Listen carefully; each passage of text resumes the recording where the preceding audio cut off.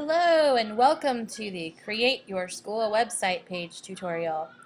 What you have here is the school website, hcs.k12.in.us. That's where we're going to start our work from. So I need everybody to go to that page, and then I need you to go to the Faculty Login tab under the picture and open it up.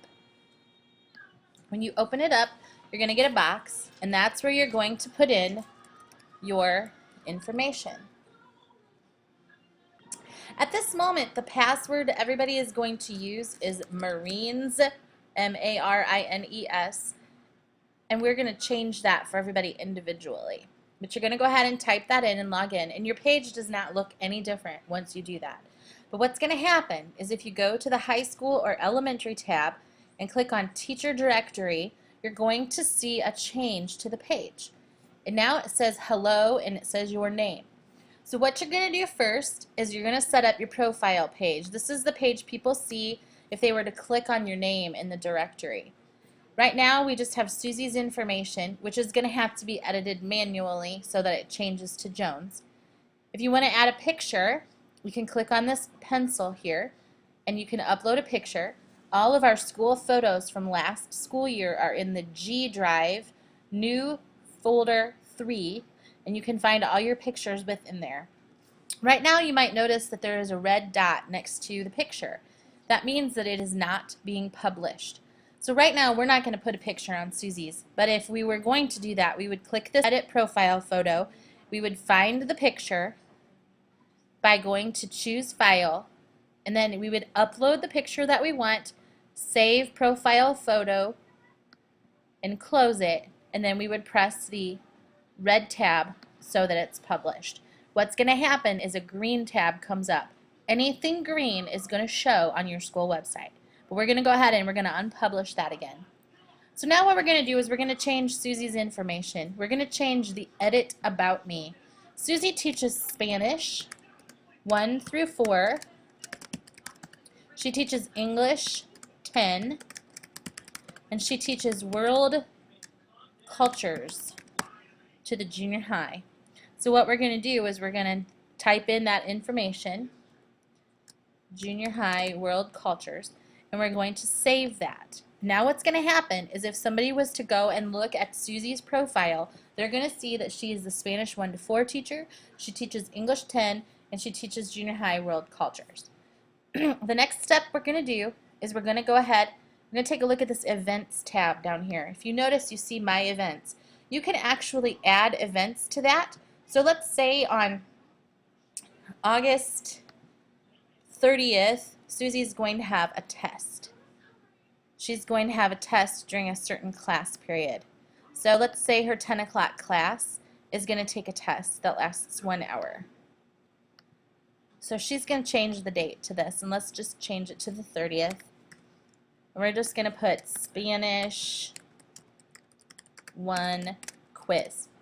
So right now we're just going to put quiz over greetings and numbers to 30. So the students can actually go to her profile and they can see that she has that scheduled in her calendar and that students can actually go and take that quiz.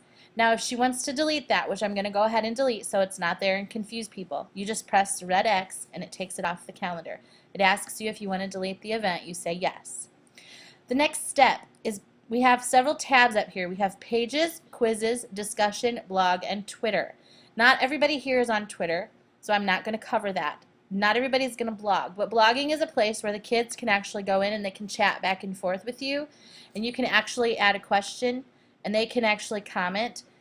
You can also keep an updated little journal to yourself, or that it's going to actually be published, but it's a journal that you write. This might be a place where the elementary teachers do their class notes and they update their class notebooks. But the blog section is an excellent idea for teachers of elementary so you can update what's happening in your classroom.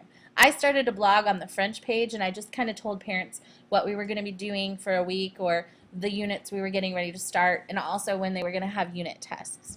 The discussions are where students can actually chat back and forth with you. You post a question, and then the students can read that question and they write back, And after they write back, you actually can go in manually and you can release the questions to the public. So if you have students whose parents don't allow them to publish their work online, you can actually keep their work available just to you, so you can give them grades for doing it, but you don't have to put it online, so it's not available. The quizzes tab, you can actually make online quizzes and ask questions that the kids can do off-site. This is something that we're going to have to sit down more one-on-one, or you're just going to have to play with it to figure. All right, the quizzes section is something that you might want to experiment with on your own time. What we're going to focus on mostly is the pages section. With the pages section, when you first click on it, you're going to see that it says pages, and then there's a tab that says my page. If you click on that, you're going to see the page that you have available. Right now, the default picture is a school bus. This is the font that's available for the headline of your page, and then this is the basic generic information that pops up. Right now, I want you to notice that this page is green. That means the page is being published at this time. Everything green is being published. So let's say, for example, you don't want to have a picture here. You can just press that button and there's not going to be a picture that shows up on your page. Let's say you don't want a picture of the bus. What you'll do is you'll click on this pencil, and the pencil is the key to doing your edits. So you click on the pencil, you select a header image from the library, and you just scroll through till you find the picture that you want the most. Alright, we've selected this header. After we pick the one we want, we press Save Changes, and that's the picture that's going to show up on her website as a header. You can also upload your own header. However, you're not going to want to do that unless you have talked to Jennifer directly, and she can show you how to do it so that it's the right size, because the pictures come out a little distorted if you don't do it right. The next step, notice you have Welcome to my page. You can actually edit that. So what we're going to do is we're going to change it to say Bienvenidos, which means welcome to Spanish class. I don't know how to say it all in Spanish, sorry. At this point, you're going to type in some information. This is the page about Spanish at Hamilton High School. So now Susie's got a page here that talks about Spanish. This talks about Spanish, so her students can actually refer to the page and see things. You can change the font. If you highlight the information on the page, you can go to the font, you can check different fonts. You can also change the size. You have some different options. Another cool tool is if you press enter and you press this right here, they're going to put a line underneath. So you can actually put a line underneath what you have too. The next thing, if you notice, we've got my page here. This is a rather elementary style. You can change the font to say whatever you want it to say. Hola, bienvenidos. We're going to change that. We're going to pick a different font here. We're going to change the size, and then we're going to save the message. So now it's set up. So it says Hola, bienvenidos. It's set up in Spanish. The kids can see it. Notice the green dot. It is published. Right now we don't have an icon there. We're going to unpublish that, so we don't actually have an icon available. If Susie were to come across a picture of something she wanted to use there, she could gladly put that in at her own time. The next step is the weekly agenda. What you have here is a place where you can actually put your daily lesson plans. You could put your weekly plans. You could set it up for assignments. You could set it up for videos. I'm going to show you how to actually do an agenda and insert a video so your students can actually see a video and have it ready to go. Now, if you notice, I went to YouTube and I found a video by Rick Steves from PBS that's about a tour through the Prado Museum of Spain, of Madrid, Spain.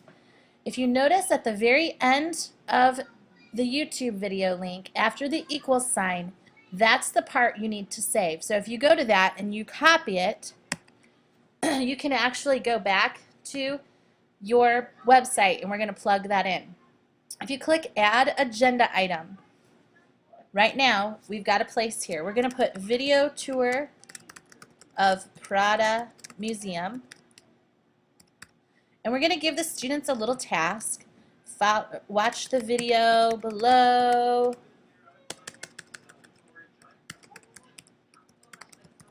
And write a 2 to 3 paragraph comment about the artwork you saw. This is to be in Spanish. Use of English will result in immediate deduction of a letter grade. Okay, now we've got this space here set up. If you notice to the side, you have a spot that says Add External Video. If you click on that, you have some options. You have YouTube and TeacherTube. You just paste that link that we found and press the word Add, and it's going to stick that in there. Notice it looks like a puzzle piece. When it actually comes back on your website, it's actually going to be a clip of the video. You press Save Agenda, and notice down at the bottom, you actually have the video tour of the Prada Museum. You can actually move those up as well to different blocks. So you can actually interact with the actual page and move things up to different locations. Notice there's a lot of other videos that are published. You're not going to want to publish all of the stuff. You can actually go in and do several weeks of plans or several units and block them and make them available for whenever you're ready to use them. The last thing we have here is a photo gallery. You can actually add photos. Please make sure that the photos you add are of students who have permission to be on the internet. But you just select your photos. You can give it a caption like Hamilton Cross Country Team 2009 Regional Champions, and then you select the photo from your computer and you upload it and save it, and what it's going to do is put together a little screen slideshow, and it'll just run across the bottom of your screen, so anytime somebody goes to your page, they'll just see photos kind of jump back and forth. It's a great tool to use if you want to show off some of the things you've done in your classroom. One last thing to show you before we save our page is the sidebar here. Notice the sidebar, we have a place with page links. These are pages that you could actually add, links that you could use on a frequent basis. Let's say, for example, that you want your students to be able to go to Wikipedia, or you want your students to use dictionary.com. You can actually link that from here, and they can just click on it and they can go right to that site from your page. Page docs is where you can actually upload files from your school computer. Let's say you do a class newsletter, or you have a permission slip that needs to be posted. You can actually upload that here, and you can save it, and your parents can download it from their house. So let's say you have a field trip permission slip.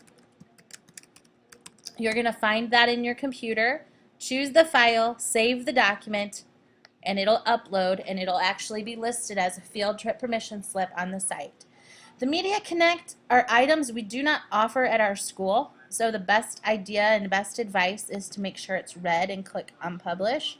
It's not necessary to have it there. If you go up to the top, you have a Publish button, an Edit button. You have a plus to create a new page. So if you want to have a page for different activities, you can just press Create a New Page. My Files. This is all of the things that you've uploaded for your page. Page layout. You can actually change the layout of your page if you'd like. You can change it so that you have some different options. You can have your photo gallery at the top, your content, your agendas. You can have your gallery, your content, agendas. There's a lot of different layouts that you can pick. You just select it. And finally, after all is said and done, you press Log Out and go back to the school website, high school or elementary, the teacher directory, type in the last name of the teacher you're looking for, and make sure that your page shows up. We know that because Susie Fraunfelter, this is the content we put in, and this open book tells us that her page exists. So this is a Spanish school website that we just created. If you have any questions, please, please, please let Jen Wells know, and she will do whatever she can to help you. Thank you so much.